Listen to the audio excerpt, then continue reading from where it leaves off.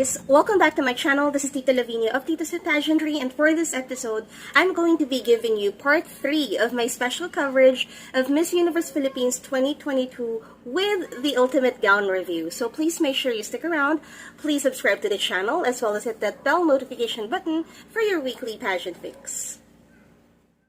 Okay, so now let's move on to our top 16 girls. Now, I'm really glad that they allowed the top 16 to walk the ramp and showcase their evening gowns, because I was a little worried that they might go into Miss Universe mode and then cut the ladies to top 10 even before they get the chance to walk in their gowns. So I'm really happy that we got to see all 16 of them. So I'm going to start with the first call out. She is, of course, Vanessa Carro of Iloilo. Now, Vanessa wore a red gown that was made by Junji Candelario. Now, if you're not familiar, or if you are familiar with the name, this is because Junji Candelario also made the winning gowns of Rabia Mateo when she competed at the first edition. Now, the red gown is called Alab, and apparently this represents love and passion, vital and necessary forces in life. Now, the description itself is really very Ilonggo in nature.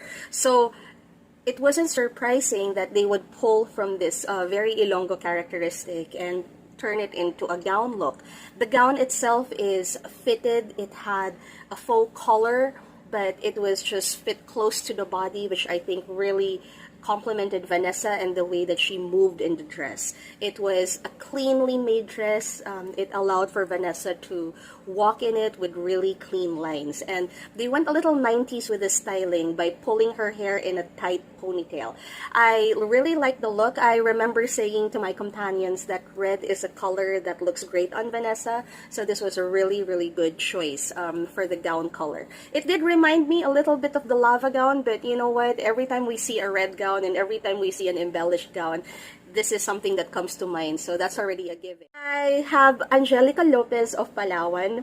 Now, her Golden Illusion gown was made by Jose Buzeta. Jose Buzeta is a bridal designer, so he most likely employed bridal techniques in making her gown. Now, her gown is made with a corseted top, which extends up until the hips, so it kind of gives her a shape with more enhanced hips.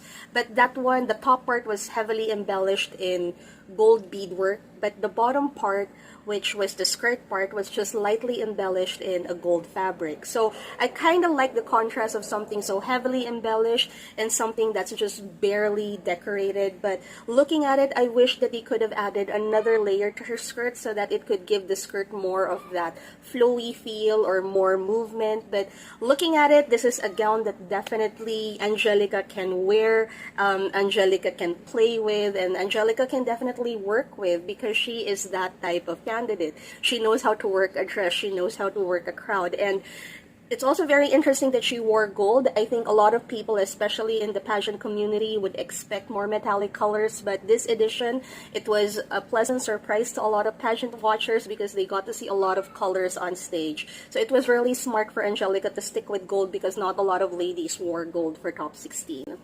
Next, I have Julia Sobie of Albay. Julia Sobe's silver gown was made by Leo Almodal, and apparently this was a custom-made design. Now, if I may read the caption, Julia says that this gown is called the Deserving Warrior Queen, and it was created for her fighting spirit that honored her gentle heart. Now, apparently when she saw this sketch, she cried and she felt that she could win in this, and I think that's a really great feeling if you are in the process of really thinking about your final gown look. It has to be something that will not just resonate with the audience, it has to be something that you will feel like you will feel really great in, that you will feel like a winner in. And this was exactly how she described her gown. So her gown was pretty risque. It's also barely there. It's not something that we commonly see on the pageant stage. Maybe at MGI, yes, but to have an MGI hubadera gown and then add a little bit of, you know, Julia's class and the way she moved in the dress, I thought it really worked. Maybe some people will be polarized with it because it's not your usual pageant gown, and if you don't have like an imagination that stretches maybe far and wide, you could dismiss the gown as looking very dance sporty. But I thought that I could pull more references to really sell the gown for you. For me, it looked very Bob Mackie for Cher. It looked like one of those bas relief from 1930s Art Deco buildings or Art Deco decor. It could go a little bit Emily Ratajkowski when she attended the Met, and it could go Mata Hari. So yeah, the barely there thing is something that I'm actually quite drawn into. I just wish that the straps crisscrossed instead of doing that deep V, because I really wanted to see the contours of Julia's abs and Julia's stomach. So, but that's just a really minor thing. Another thing was that, yeah, right after Julia, we have Michelle D. Now, Michelle D was also in a silver gown, but this time, there is no surprise. It was made by Frances Libiran for her. Now, according to Frances Libiran, this gown was intricately hand-beaded and hand-embroidered. So, we don't have any other backstory on this gown. It's just an illusion gown made with silver crystal beadwork. Now, I thought that the crystal beadwork, which looked like fireworks, I thought that it was just linear in pattern, but the closer look, you would see that these lines would crisscross each other in, you know, very delicate curved patterns. So I wish they could have given us more information on what this gown really meant, because looking at the gown, it was really, really beautiful, but this was not the gown that she won the award for. The award for Best in Gown was actually for another Frances Libiran creation for the prelims, and I thought that the previous gown had more impact. I felt that this gown, although this was really beautiful, just seemed a little flat compared to her prelims gown for me. Next, I'm gonna go with Jonah Sweet of Aklan. She was in a red gown by Adriana Samar. Not much is known about this gown, but so she wore a red gown. It was again fully beaded, but the beadwork on the top part, or at least on the torso area, is different from the beadwork from the bottom part of her dress, which was more linear in pattern. So I like that they had lines at the bottom to pull up Jonah and, you know, make her more appear taller than she actually is. But I also like the emphasis on the twins, because yeah, they're glorious, might as well. And you know, that hint of a strap just adds a little danger, because the strap itself was just so delicate and so thin that you might think it might snap any moment. But I kind of like that danger, and I kind of like that direction of going for a vintage 1940s Hollywood glam look for Jonah Sweet. Next on my list is, let's talk about Chantal Schmidt of Cebu City.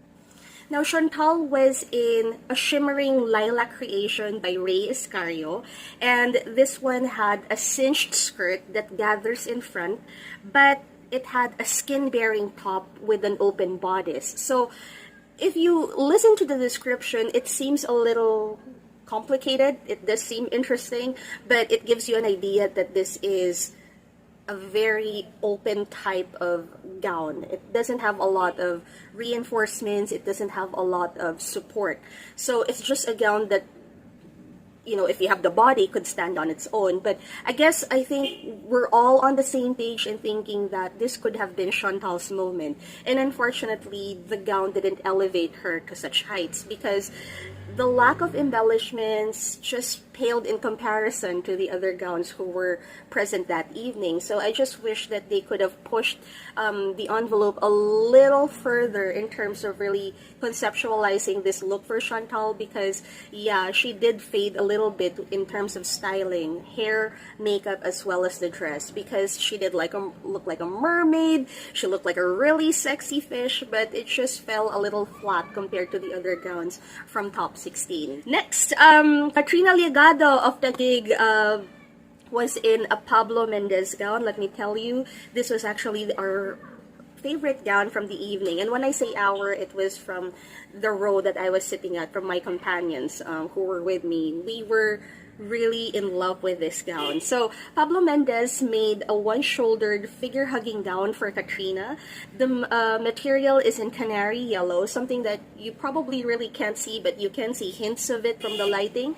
It's fully adorned with Swarovski crystals. So imagine, guys, a net-like fabric in canary yellow, and then adding individual crystals to lines that would, crisscross each other. So that's why it had that glittering effect. That's why it had the effect of, the same way Ariadna Gutierrez and her gown from 2015 would just register on screen. It had that glint when it registers on screen. So the pattern isn't very busy, which I really appreciated, but it definitely had something to do with just how simple everything is and just how illuminated everything else. And it had a goddess drape, which is really, really very flattering. And I liked her look because she pulled her hair up, and it was just a great showcase for the jewelmer pearls that she was wearing.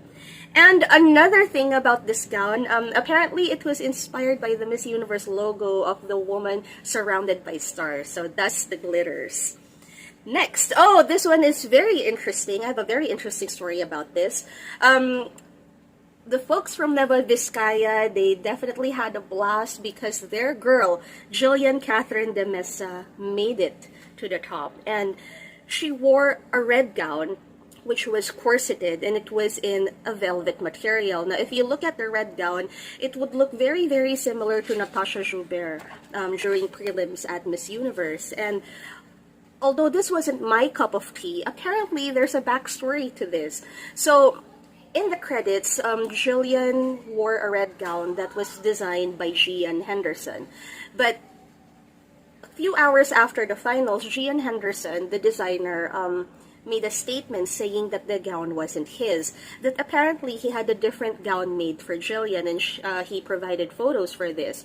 Now, this gown was approved way before, so they worked on Jillian's gown even before figuring out that she was part of Top 16. So they made the gown beforehand, and at around the time that they were going to have this one approved, because the jeweler sponsor didn't appear up until the last few days before the finals, the organization suddenly had a mandate to have the gown sketches approved. So they resubmitted the gown sketch, and it was disapproved because the mandate was that not to wear gowns with pearls, or to have like pearl embellishments that would just complement the gown and not have the gown be made of actual pearls.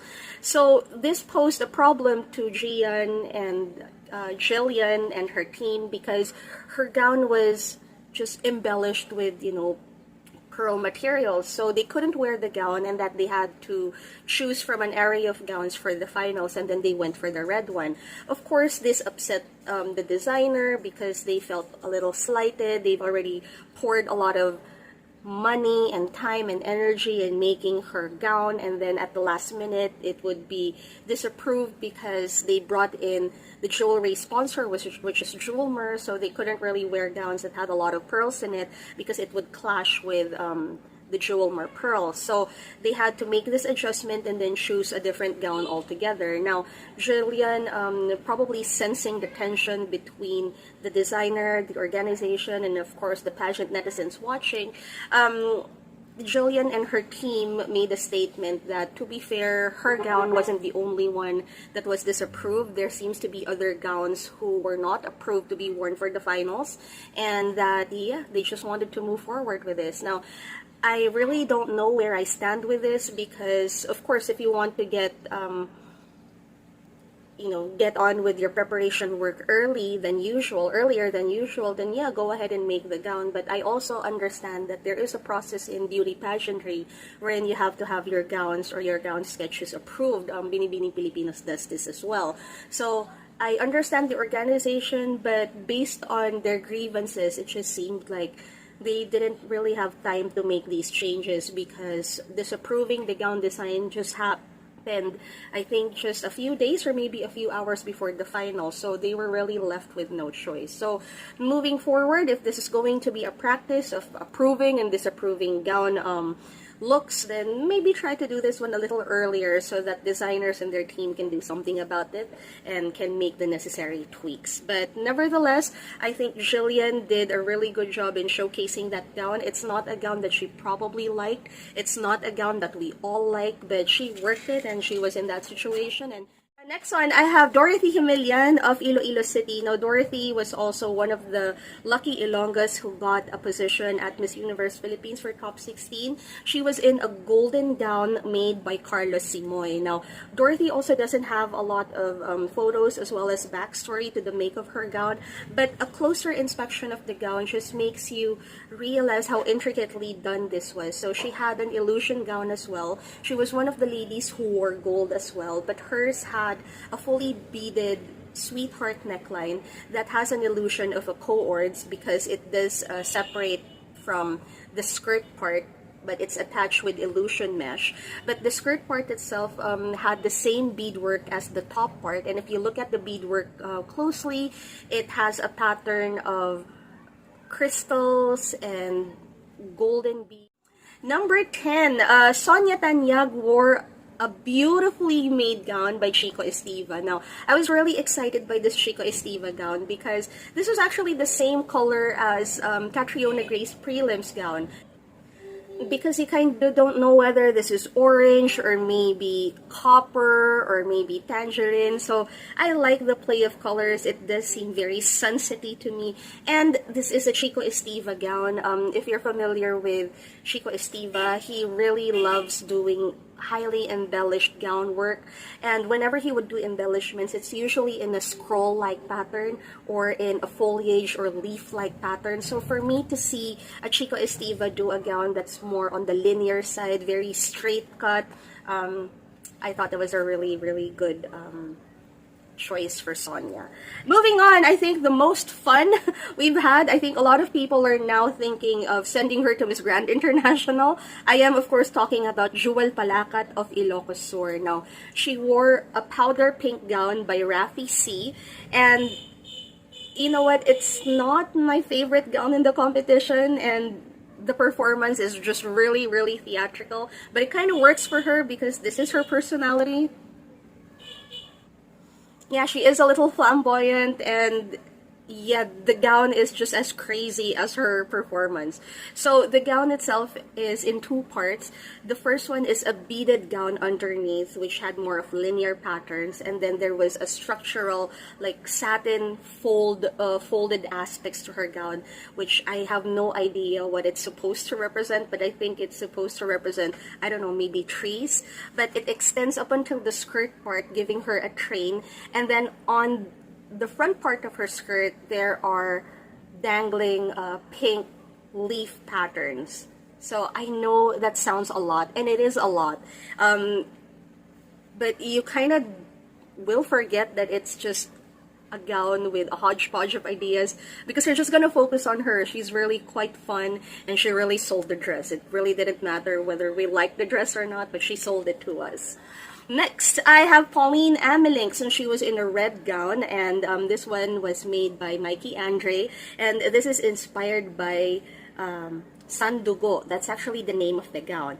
I thought that this was a really good effort for Pauline and her team. I just personally preferred the other gown look because I think that although this dress was intricately made, this was something that we've done or we've seen before.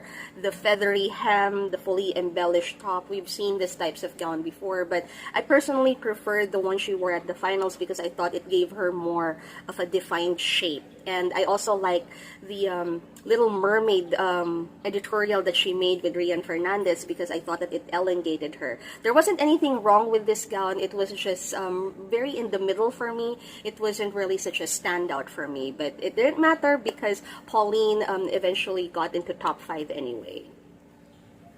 And then we have Annabelle McDonald. She wore an orange gown by Jermaine Nabong, and apparently this was part of the narrative that they were working on. It's called Coastlines and Coconuts. So the coastline part was her gown look for the prelims, and the coconuts part, this is what they showcased for the finals. Now, it says that the coconut trees along the coastlines, which bear golden fruit, is the inspiration for this tangerine gown that symbolizes the agricultural aspect of Misamis. So the gown itself, just like the others, it was tangerine and colored. It had a cutout, and it was supported by a mesh fabric, and it had beaded details on the bodice part that extends up until the skirt part of the dress, and then she had round beaded details that draped at her back. The gown, at least the draping, really reminded me of the Louis Pangilinan dress that Maureen Montaigne wore at Miss Globe. But looking at the cutouts of the gown, I thought that they could really do so much more in cinching Annabelle's waist, because I just thought that the beadwork as well as the proportions just seemed a little tentative. She is long and lean, so to cut her torso, which is already quite short compared to the rest of her body, to cut the torso even shorter just doesn't make this gown look a little proportional. I just also wish that it was just a little longer to support Annabelle's height. Next, I have Lupit Sun of Cebu province. Now, if you ask me, her gown by Louis Pangilinan is actually my favorite in terms of silhouette. I thought that she looked really regal in this yellow gown. But so, according to Louis Pangilinan, this gown's exemplar figure and arrangement of beads, sequins, crystals adorned by hand, and even its structure was executed in a side slit with one-armed tool trail that were paralleled to depict a Filipino warrior of dreams. A woman can do whatever she sets her mind and heart into. So yeah, it was a really very powerful look for Lou.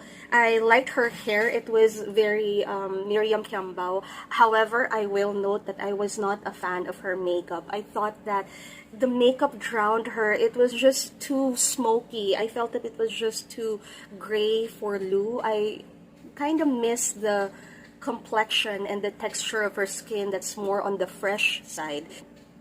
I wish I could say it didn't matter because I love the overall look anyway, but another thing that also did not help Lou is that even if she wore a really punchy color, she was the one before Genesis Latuga. So just like Michelle and Julia, who were both in silver, they were both in the same shade of yellow, so they sort of canceled each other out. But looking at her gown, I think that this is a gown silhouette that you can't go wrong with. It's a gown silhouette that's really very flattering on all body types, like this cut to the bias, the slit, the one-arm detail. This is really very sexy, whether you just casually drape it or maybe wrap the extra fabric around your neck or maybe your hips. It's still going to look really, really sensual. Next, we have, of course, Genesis Latuga, who wore a golden yellow Leo Almodal creation.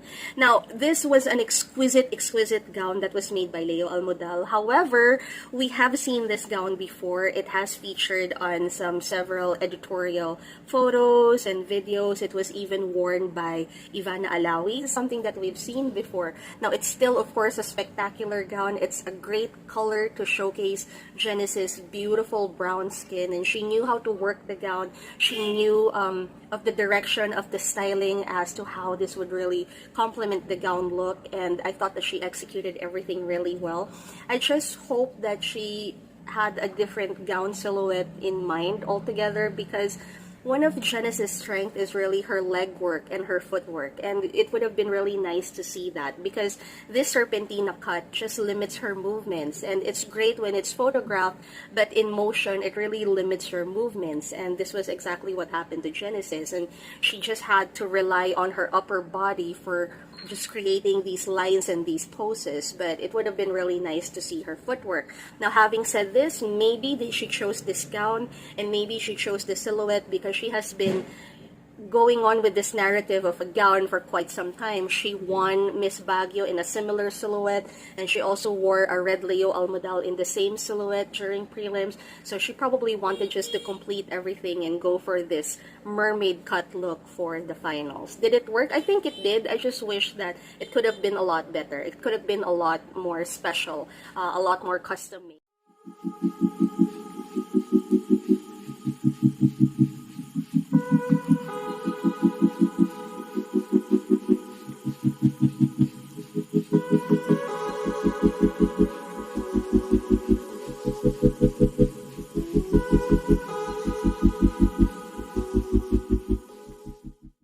I I will be wrapping up this review with a beautiful winner from the Philippines. I am, of course, talking about Celeste Cortesi, who wore a silver and blue Valtaguba number. Now, the celestial creation was made by crystal fringe, crystal details. It's in a pattern, so we're not just dealing with one color here, we're dealing with two colors, and the arrangement of the beadwork is in a chevron pattern. Draws your eyes to the gown, and it was just such a fresh color on stage.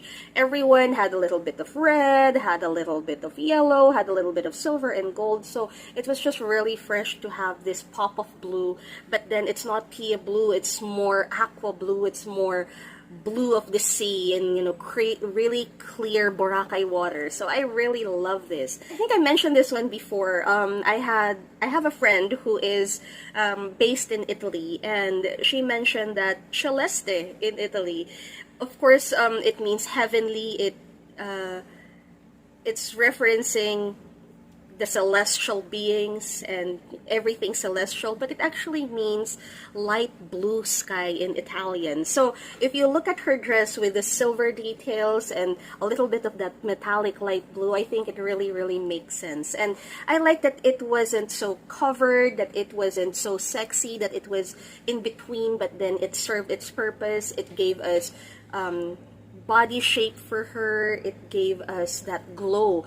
You know, when this dress hits the light, it just gives her that illuminating glow, which I really like. But perhaps one of my favorite elements of her overall look was the jewelry that she was made to wear.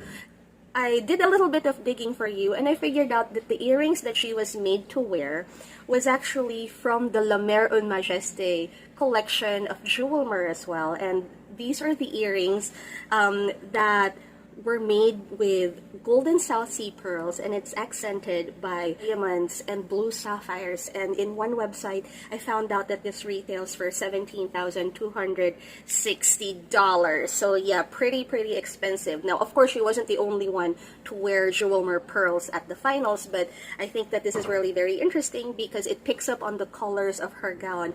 And of all of the jewelry collection of Jewelmer, she was made to wear these earrings from the La Mer Un Majesté collection. So if that doesn't scream winner to you, I don't know what does. So there you go, guys. I really hope that you enjoyed this episode of really going into the nitty-gritty details of the gown and some backstory behind them. We'll see you this Sunday for our live sesh. So for now, thanks guys. Bye.